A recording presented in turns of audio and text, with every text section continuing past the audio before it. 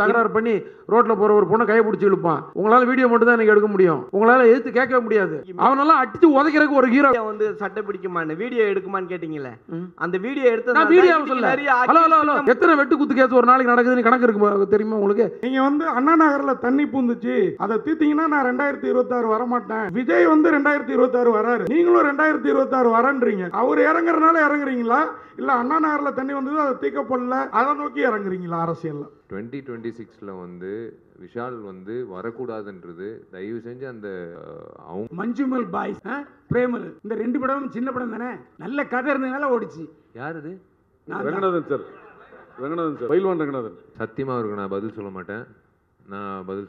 சத்தியமா அவருக்கு பதில் சொல்ல மாட்டேன். இல்ல ஐ am not interested to tell him. தயவு செஞ்சு நான் சொல்றேன், இந்த பிரஸ் மீட் ஆரோக்கியமா போயிட்டு இருக்கு. ஒரு பொதுச் செயலாளரா என்னை வந்து பேச விட்டுறாதீங்க, வேணாம். உங்க படத்துல வந்து எப்பயுமே வந்து ஸ்பீடு இருக்கும், ஆக்ஷன் இருக்கும், வார்த்தைகள்லாம் வந்து திருநெல்வேலி இந்த சரௌண்டிங்கில் இருக்கிறது வாழை தூக்கல அப்படின்னு இருக்கும்.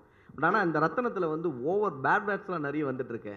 இது இப்ப இருக்கக்கூடிய ஜெனரேஷனுக்கு நம்ம எடுத்துட்டு போய் புகுத்துற மாதிரில இல்ல, அதை கொஞ்சம் கம்மி பண்ணிருக்கலாமோ? ஏன்னா இருக்கிறதுல உச்ச வார்த்தைகள் போட்டிருக்க மாதிரி இருக்கு. இதெல்லாம் கோவத்துல கொந்தளிக்கும் போது பேசுற வார்த்தைகள் தானே. நீங்க கேட்டது இல்லையா, வெளியில ரோட்ல ஏதாவது தகராறு நடக்கும்போது என்னென்ன வார்த்தைகள் வரும்னு கேட்டிருப்பீங்கல்ல, அந்த மாதிரி வார்த்தைகள் தான். இந்த வார்த்தைகள் தான் கொஞ்சம் கம்மி பண்ணி, ஏன்னா இருக்கிற பசங்களுக்கு நம்மளே எடுத்துட்டு போய் கொடுக்குற மாதிரி இருக்குல்ல. அப்படிலாம் இருக்கு, கோபத்துல வர அப்படிலாம் இருக்காது. இது வந்து நம்ம வந்து வெளியில் எங்கேயுமே நம்ம போய் கேட்காம எங்கேயுமே நம்ம கேட்டது இல்லாத மாதிரி ரியாக்ட் பண்ணுற மாதிரி இருக்குது. 40 வருஷம் 50 வருஷமாக நானும் சினிமா பார்க்குறேன். தேவையான இடங்களில் சில படங்கள் வந்துட்டு இருக்கு. ரோட்டில் சண்டை நடக்கும்போது எப்படி களத்தில் இறங்கி வேலை செய்கிற ஆள் நம்ம எங்கெங்கே என்னென்ன மாதிரி பேசுவாங்க, எந்தெந்த கேரக்டர் என்னென்ன கோவம் வந்தால் எவ்வளோ வேகமாக அந்த கோவத்தை வெளிப்படுத்தும், அந்த கேரக்டராக தான் இது பேசியிருக்க தவிர இந்த வார்த்தையெல்லாம் எல்லாம் கண்டினியூ பண்ணுங்கன்றதுக்காகலாம் கிடையாது, அந்த எண்ணமும் கிடையாது. மேடையில் நீங்கள் பேசும்பொழுதும் வெட்டு குத்து அந்த மாதிரி ரத்தம் தெறிக்கிற மாதிரி அந்த மாதிரி தான் சொல்கிறீங்க.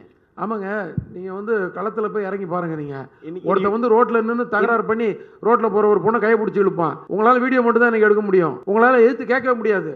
கேட்டிங்கன்னா உங்களுக்கு தான் பிரச்சனை. இப்போ எவன் போய் சட்டையை பிடிச்சி இழுக்கிறானா அவன் மேலே தான் கேஸ் போடுறதுக்கு 10 பேர் ரெடியாக இருக்கான். ஆனால் கையை பிடிச்சி இழுத்தவன் வந்து ஈஸியாக போயிடுவான். அந்த மாதிரி சூழ்நிலையில் தான் நம்ம இருக்கோம். அவனெல்லாம் அடித்து உதைக்கிறதுக்கு ஒரு ஹீரோ வேணும். அது நம்ம செய்ய முடியாது. நம்ம அதை வந்து நான் படம் மூலமாக நான் செஞ்சுருக்கேன். நீங்கள் கேட்டீங்கல்ல, மீடியா வந்து சட்டை பிடிக்குமான்னு வீடியோ எடுக்குமான்னு கேட்டீங்கல்ல, அந்த வீடியோ எடுத்து நான் வீடியோவை சொல்ல. Hello hello hello, very sorry, நான் மீடியாவை சொல்ல, நான் மக்களை சொல்லிட்டு இருக்கேன். நீங்கன்றது வந்து உங்களை மீடியாவை சொல்றேன். இல்ல நான் மீடியாவை சொல்ல சார். அவரு இல்ல ஒரு நிமிஷம், அவர் மீடியாவை சொல்ல, வீடியோ எடுக்கிறது வீடியோ சொன்னார். எல்லாம் வீடியோ தான் நம்மளால எடுக்க முடியுது. நமக்கு ஆதங்கம் வந்து அந்த வீடியோ போட்டு இப்படி அநியாயம் பண்றாங்க பாருங்க, அவ்வளவுதான் போட முடியுது. ஆனா அதை வந்து சினிமா மூலமா நம்ம வந்து நிறைவேற்றி காட்டுறோம். டேய் 10 பேர் வீட்டு முன்னாடி நின்றுட்டு வீட்டை உடச்சிட்டு நிற்கிற பொசிஷன்லாம் இன்றைக்கி நாட்டில் நடந்துகிட்டு இருக்கு. அதனால தான் 6330 போலீஸ் ஸ்டேஷன் நம்ம தமிழ்நாட்டில் இருக்குது. இல்லைன்னா ஒரே ஒரு ஸ்டேஷன் இருந்தால் போதும் சென்னையில் மட்டும், எங்கேயுமே நல்லது நடந்துக்கிட்டு இருக்குன்னா. ஸோ அந்த நேரத்தில் ஒரு மனுஷன் எப்படி ரியாக்ட் பண்ணுவான்? எத்தனை வெட்டு குத்து கேஸ் ஒரு நாளைக்கு நடக்குதுன்னு கணக்கு இருக்கு தெரியுமா உங்களுக்கு? இதை வந்து நாங்கள் வந்து என்டர்டெயின் பண்ணல, இதுவும் இருக்குது சினிமாவில். ஆனால் அதை மீறி ஒரு விஷயம் இருக்கும் படத்தில், என்ஜாய் பண்ணுற மாதிரி, எமோஷன் ஆகிற மாதிரி, கண்கலங்கிற மாதிரி. அதையும் நான் சொன்னேனே, கண்கலங்கிற மாதிரி. இப்படி ஒரு விஷயங்கள்லாம் இருக்கா? பாசம்னா இப்படிலாம் இருக்கலாமா, நேசம்னா இப்படி இருக்கலாமா, ஒருத்தருக்கு அர்ப்பணிப்புன்றது இப்படி இருக்கலாமா, இதுவும் காட்டியிருக்கோம். நான் அதையும் சொன்னேன், இதையும் தான் சொன்னேன். இது வந்து ஒரு யூத்துக்காக ஒரு ஃபாஸ்ட்டாக ஒரு பேஸில் ஒரு கதை, ஒரு ஆக்ஷன். அது இன்னொன்று வந்து ஒரு ஃபேமிலிக்காக ஒரு ஏரியா, இன்னும் சின்ன பசங்களுக்காக ஒரு ஏரியா, நல்ல காமெடி. யோகி பாபு எங்கே போயிட்டாரு அவருக்கு, இந்த மாதிரி நிறைய விஷயங்கள் இருக்குது படத்தில். வந்து வெறும் வெட்டு குத்துலாம் பண்ணுற ஆள் நான் கிடையவே கிடையாது. முதல் படத்துலேருந்து இன்றைக்கு வரைக்கும் வெட்டு குத்தும் இருக்கும், ஆனால் கொஞ்சம் ஆறில் கொஞ்சம் தூக்கலாக இருக்கும். இப்போ இதுலேயும் கொஞ்சம் தூக்கலாக இருக்கும். அது ஒன்றும் நான் சொல்லிக்கிறேன், ஏன்னா நான் முதலே சொல்லிடுறேன். நான் கரெக்டாக நான் வந்து இப்போ வந்து மறைக்கல, நான் முதல்ல சொல்லிடுறேன், போட்டும் காட்டியாச்சு. நீங்கள் பேசும்போது அந்த கிளைமேக்ஸ் தெரிஞ்சுது, அவ்வளோ வேகமாக இருந்தது. விஷால் சார், ஏப்ரல் 26ஆம் தேதி விஷால் சார் இங்கே ஏப்ரல் 26ஆம் தேதி ரத்தனம் படம் வர மாதிரி இருந்தது. அது கூட வந்து அரண்மனை 4 வர மாதிரி இருந்தது. நீங்கள் சில கேள்விகள் கேட்டீங்க, சில கோவப்பட்டீங்க. இப்போ அரண்மனை 4 May 3க்கு போயிருக்கு. அந்த அரண்மனை டைரக்டர் வந்து உங்க ரொம்ப நெருங்கி நண்பர் சுந்தர் சீசா தான். அவருக்கு என்ன அண்ணன், நண்பர் இல்லை அண்ணன். அப்போ அவருக்கு ஒரு வருத்தம் இருக்காது, அவருக்கு என்ன சொல்ல வரீங்க? ஐயோ, நான் வந்து தள்ளி போக சொல்லி நான் சொல்லலையேங்க, எனக்கு அந்த அதிகாரம் இல்லையே. நான் யாருங்க இன்னொரு படம் தள்ளி போக சொல்கிறதுக்கா? நான் அந்த மாதிரி பயன்படுத்தவே முடியாது. நான் அந்த மாதிரி பாவம்லாம் பண்ண மாட்டேங்க. எல்லா படமும் ஓடணும். காம்படிஷனில் வந்து 8 லைன் ஏன் போடுறாங்க? 100 மீட்டர் ரேஸில் எதுக்கு ஒருத்தர் மட்டும் ஓடல? உசைன் போட்டு மட்டும் ஓடினா நீங்கள் பார்ப்பீங்களா? 8 பேர் ஓடுறதுல உசேன் போல் ஜெயிக்கிறது தான் நம்ம சுவாரஸ்யமாக பார்க்குறோம். அந்த 100 மீட்டரில் அந்த 10 செகண்ட் வந்து எப்படி பார்க்குறோம். அது மாதிரி தான் சினிமா துறையில் வந்து காம்படிஷன்ன்றது தவிர்க்க முடியாத விஷயம். சோலோ ரிலீஸ் கிடைக்கிறது வந்து ஒரு அபூர்வமான விஷயம். இப்போ மார்க் ஆண்டனி செப்டம்பர் 15 கிடச்சிச்சு, அந்த மாதிரி ஏப்ரல் 26 கிடச்சிச்சு. இப்போ நான் சொன்னதுனால தள்ளி போச்சுன்னு அப்படிலாம் நான் எனக்கு தெரியாதுங்க. அவங்கக்கிட்ட தான் நீங்கள் கேள்வி கேட்கணும். நான் என்னால் வந்து நான் யாரும் தள்ளி போங்க, தயவு செஞ்சு எல்லாரும் விலகுங்க, நான் மட்டும் ஜெயிக்கணும் அப்படியெல்லாம் என்றைக்குமே நான் யோசிச்சதே கிடையாதுங்க. நான் சத்தியமாக அந்த மாதிரி யோசிச்சதே கிடையாது. எல்லாரும் ஜெயிக்கணும், எல்லாரும் சந்தோஷமாக இருக்கணும், எல்லா தயாரிப்பாளர்களும் சம்பாதிக்கணும், எல்லா இயக்குனர்களும் ஜெயிக்கணும், எல்லா புதுமுக நடிகர்கள்லேருந்து பெரிய நடிகர்கள் வரைக்கும் எல்லாரும் நான் ஜெயிக்கணும். சார் விஷால் சார், உங்கள்கிட்ட ஒரே ஒரு கேள்வி. நீங்கள் வந்து அண்ணா நகரில் தண்ணி பூந்துச்சு, அதை தீர்த்திங்கன்னா நான் 2026 வரமாட்டேன் அப்படின்னு சொன்னீங்க. ஆனால் விஜய் வந்து 2026 வராரு, நீங்களும் 2026 வரன்றீங்க. ஏன்னா தளபதி, புரட்சி தளபதி இப்படி தொடர்ந்து அவர் மதுரைன்னு நடித்தார், நீங்கள் மதுரைக்காரராகவே வாழ்ந்தீங்க பல படத்தில். அவர் இறங்குறதுனால இறங்குறீங்களா, இல்லை அண்ணா நகரில் தண்ணி வந்தது அதை தீர்க்கப்படல அதை நோக்கி இறங்குறீங்களா அரசியலில்? அண்ணா நகர்ன்றது ஒரு தொகுதிங்க. இன்னும் ஏங்க தமிழ்நாடு அண்ணா நகரில் தண்ணி இறங்குறது அது ஓகேங்க.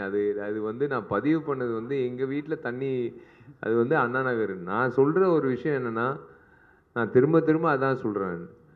முதல்ல வந்து தளபதி விஜய்க்கு வந்து வாழ்த்துக்கள்.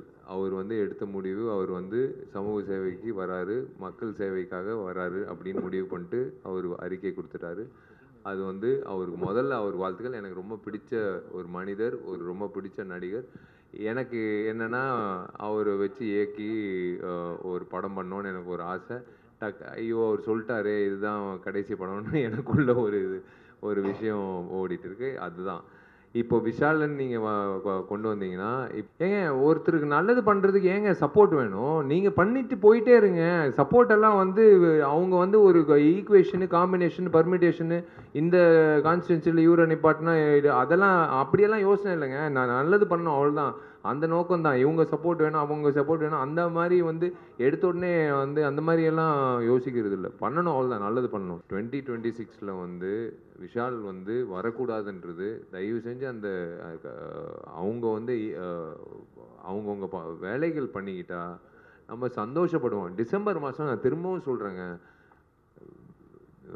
மழை வருதோ இல்லையோ தயவு செஞ்சு அந்த வெள்ளம் வந்து வராமல் பார்த்துக்கோங்க. திரும்பவும் வந்து மறுபடியும் இன்சூரன்ஸுக்கு ஓடிக்கிட்டு ஆடி கார்லேருந்து சின்ன கார் வரைக்கும் மிதக்கிட்டு வேளச்சேரியில் ஏரி பக்கத்தில் மறுபடியும் வந்துன்னு வச்சுக்கோங்களேன், எப்படி இருக்கும் யோசிச்சு பாருங்களேன். நம்ம ஊருங்க, நம்ம வாழ்ந்த ஊர், நம்ம சம்பாதிச்ச ஊர், நம்ம ஊர் ஒன்று வருஷம் இதே மாதிரி இருந்ததுன்னா எப்படி இருக்கும்? அதுதான் ஒரு ஆதங்கம். ஏன்னா அதெல்லாம் மாறிடுச்சுன்னா நாங்கள்லாம் எதுக்குங்க வந்து சொல்லணும்? அதுதான் ஒரு விஷயம். ஸோ ஒரு சமூக சேவை செய்கிறதுக்கு அவங்கெல்லாம் ஒரு உணர்வோடு நான் செயல்படும் போது நாங்கள்லாம் வந்து ஹரிஷ் சாரோட அடுத்த திரைப்படம், அதுக்கு அடுத்த திரைப்படம் அதில் வந்து எப்போ வாய்ப்பு கொடுப்பாருன்னு நாங்கள் ஏங்கிட்டு இருப்போம். அதுதான் நான் எங்களோட வேலை. இல்லை சார், நான் கேட்க வந்தது அதான், அண்ணா நகருக்கே தண்ணி வந்து, அதாவது அண்ணா நகர் அடையாறு காஸ்ட்லி பீப்புள் அங்கேயே வந்துருச்சு, மற்ற ஏரியாவில் ஜாஸ்தி வந்திருக்கும் அப்படிங்கிற ஃபீலிங்கில் தான் நீங்கள் சொன்னீங்க. நீங்கள் சொல்கிற விஷயம் எல்லாமே முன்னாடி கூட நீங்கள் அந்த ப்ரெஸ் மீட்டில் சொன்னது 200 படம் நிற்கிது இப்போதைக்கு, சின்ன படங்கள் வேண்டாம், அதெல்லாம் ரிலீஸ் ஆகட்டும், அப்புறம் உங்கள் காசை போடுங்கிற மாதிரி தான் சொன்னீங்க அந்த ப்ரெஸ் மீட்டில். கண்டிப்பாக. ஆனால் புரிஞ்சிக்கப்படுறது தப்பாக இருக்குது, அதனால தான் நான் இந்த கேள்வி. இல்லை அப்படி இல்லைங்க. சின்ன படங்கள் வந்து ஒரு திசை இல்லாமல் போயிட்டு இருக்குல்ல. நீங்கள் வந்து நீங்கள் கரெக்டாக வந்து என்ன சிச்சுவேஷன் பார்த்துட்டு நீங்கள் படம் எடுங்க, அதுதான் நான் சொல்ல வரேன். அவ்வளோதான். ஒரே ஒரு கேள்வி சார், மஞ்சுமல் பாய்ஸ், பிரேமல், இந்த 2 படமும் சின்ன படம் தானே, நல்ல கதை இருந்ததுனால ஓடிச்சு. யார் இது? ரங்கநாதன் சார், ரங்கநாதன் சார், பைல்வான் ரங்கநாதன். சத்தியமாக அவருக்கு நான் பதில் சொல்ல மாட்டேன். சத்தியமாக நான் பதில் சொல்ல மாட்டேன். விஷால் சார்? இல்லை I am not interested to tell him. Vishal sir, அண்ணனுக்கே தெரியும், நான் வந்து இதுக்கு மேலே வந்து நான் சொல்ல மாட்டேன். அண்ணனோட பதில் வந்து நான் வெளியில் நான் அந்த சத்தியமாக ஒரு பதில் சொல்ல மாட்டேன். ஒரு பொதுச் செயலாளராக தயவு செஞ்சு நான் சொல்கிறேன், என்னை வந்து இந்த ப்ரெஸ் மீட் ஆரோக்கியமாக போயிட்டுருக்கு, ஒரு பொதுச் செயலாளராக என்னை வந்து பேச விட்டுறாதீங்க. வேணாம், அண்ணனோட கேள்விக்கு வேணாம், விட்டுடலாம். எல்லாம் நல்லபடியாக சாப்பிட்டு. Okay fine. Vishal sir? Sir முன்னாடி வந்து ஒரு ப்ரெஸ் மீட்டில் வந்து நீங்கள் சொல்லியிருந்தீங்க 4 கோடி 3 கோடி பணம் வச்சுருவங்க எல்லாரும் தயவு செஞ்சு ஓடிடுங்க, படம் பண்ணாதீங்க அப்படின்னு. இப்போ ஸ்டேஜில் பேசும்போது சொல்கிறீங்க சிறு படங்களுக்கு ஆதரவு தரணும், அதுதான் என்னோட குறிக்கோள் அப்படின்னு சொல்கிறீங்க. நான் ஓப்பனாக சொன்னால் அது கான்ட்ரவர்சி ஆகுது. ஓப்பனாக வந்து அதான் இப்போ பாருங்களேன், இப்போ ஓப்பனாக வந்து ஹரி சார் ஒரு விஷயம் சொன்னார், பிரதர் கேட்டார், சார் சொன்னார், அதுதான் நான் திரும்பவும் சொல்கிறேன். நான் வந்து ஒரு அக்கறையோடு நான் வந்து சொல்கிறேன், நான் ஒரு வெறுப்போடு நான் சொல்ல. சின்ன தயாரிப்பாளர்கள் வந்து பாவம் ஒரு கைடன்ஸ் இல்லாமல் இருப்பாங்க. ஃபஸ்ட் டைம் உள்ளே வரும்போது யார் அணுகணும், எப்படி வந்து அந்த திரையரங்குகள் கிடைக்கும், யார் டிஸ்ட்ரிபியூட்டராக வந்து இது பண்ணலாம், எதுவுமே இல்லாமல் வந்து எதுவுமே இல்லாமல் வந்து வெறும் காசை வச்சுக்கிட்டு வந்து படம் எடுக்கிறவங்க நிறைய பேர் இருக்காங்க. அவங்களுக்கெல்லாம் சொல்கிற ஒரே விஷயம், தயவு செஞ்சு கொஞ்சம் கிளாரிட்டியோடு இருங்க. நீங்கள் போடுற முதலீடு எப்படி உள்ளே வரப்போகுதுன்றது முன்கூட்டியே நீங்கள் யோசிச்சுக்கோங்க. ஓடிடி வாங்க போகிறாங்களா, சேட்டலைட் வாங்க போகிறாங்களா, மார்க்கெட் இருக்கா, இது வந்து திரையரங்கம் வந்து இப்போது ரிலீஸ் அப்படின்னு நீங்கள் பார்த்தீங்கன்னா, இப்போது வந்து ஃபஸ்ட்டு 3 நாள் தான் கலெக்ஷன் தான். 4வது நாள் ஃபஸ்ட்டு வாரம் வந்து 80% கலெக்ஷன் ஃபஸ்ட்டு வாரம், 2வது வாரம் வந்து மீதி 20%, 3வது வாரம் வந்து பெருமைக்காக ஓட்டுறது. சத்தியமாக நான் சொல்கிறேன், இது பெரிய படத்துக்கும் சரி. 3வது வாரம் 4வது வாரம் வந்து ரிப்பீட் ஆடியன்ஸ் எல்லாம் சில படங்களுக்கு 1 in a million அப்படின்னு சொல்லுவாங்களா, அந்த மாதிரி அபூர்வமான விஷயங்கள். இப்போ சின்ன திரைப்படங்களுக்கு நான் சொல்கிற ஒரே விஷயம், திரும்பவும் அன்றைக்கி நான் சொன்னேன், நீங்கள் என்ன கேட்குறீங்க, தோனியை போய் கேளுங்களேன். நம்ம விசில் அடிக்கிறோன்னா அவர் 6 அடிக்கும்போது அவரும் ஒரு படம் எடுத்தார், அவர்கிட்ட மைக் நீட்டி கேளுங்களேன். அவர் முதலீடு அவர் போட்டார் காசு, என்ன எவ்வளோ வந்தது திரும்ப வந்ததுன்னு நீங்கள் கேளுங்க, உங்களுக்கு அந்த பதில் வரும். ஏன் என்ன கேட்குறீங்க? நான் சொல்கிறது வந்து எனக்கு இருக்கிற எக்ஸ்பீரியன்ஸில் நானும் சின்ன படம் எடுத்திருக்கேன். ஜீவான்ற திரைப்படம் நானும் வந்து ரிலீஸ் பண்ணியிருக்கேன். கரெக்டாக ஜெயலலிதா அம்மா வந்து அரெஸ்ட் ஆனாங்க, எல்லாம் திரையரங்கத்தை மூடுங்கன்னு சொன்னாங்க. போச்சு எனக்கு காசு, அப்படியே போச்சு எனக்கு. 4 கோடி போச்சு, 4 கோடி 5 கோடி போச்சு. எல்லாமே இருக்கும் சினிமாவில் வந்து அன்சர்டனிட்டி ஜாஸ்தி. ஸோ அந்த வகையில் வந்து சின்ன திரைப்படங்கள் வந்து கொஞ்சம் யோசிச்சுடுவாங்க மார்க்கெட் என்ன நிலவரம்ன்றது. இந்த வருஷம் வந்து it's going to be the biggest. நான் இப்போ ஓப்பனாக சொல்கிறேன், இது நீங்கள் எப்படி வேணாலும் எடுத்துக்கலாம். இந்த வருஷம் வந்து it's going to be the biggest acid test for Indian film industry, not south இந்தியில் சின்ன படங்களில் பெரிய படங்களில். இந்தியன் ஃபிலிம் இண்டஸ்ட்ரிக்கு தேவையான ஒரு விஷயம் பொறுமை. அந்த பொறுமை காக்கிற அத்தனை தயாரிப்பாளர், இயக்குநர்கள், நடிகர்கள் வந்து அவங்க தான் வந்து அடுத்த வருடம் வந்து கரெக்டாக வந்து ஒரு கோர்வையாக போக முடியும். அந்த பொறுமை கண்டிப்பாக இந்த வருஷம் தேவை. It's going to be a very very big task. இந்த மே மாதத்துலேருந்து இந்த டிசம்பர் மாதம் வரைக்கும் சின்ன படங்கள்லேருந்து பெரிய படங்கள் வரைக்கும் எல்லாருக்கும் வந்து it's going to be a biggest acid டெஸ்ட்னு சொல்லுவேன். சார் விஷால் சார், இங்கே சார் தேவராஜ். Yes sir. ஆர்யாவை கல்யாணம் பண்ணணும் அப்படின்னு சொல்லி வெயிட் பண்ணீங்க. அதுக்கப்புறம் நடிகர் சங்கத்துக்கு கட்டிடம் கட்ட முடியணும் அப்படின்னு வெயிட் பண்ணீங்க. இப்போ பிரபாஸையும் சல்மான் கானையும் வேணும்னே வம்புக்கு இழுத்துருக்கீங்க. உங்களுக்கு என்ன திருமணத்தின் மேலே என்ன வெறுப்பு? அப்படியே நாங்கள்லாம் திருமணம் பண்ணிட்டு இருக்கோம், நல்லா சந்தோஷமாக தான் இருக்கோம்.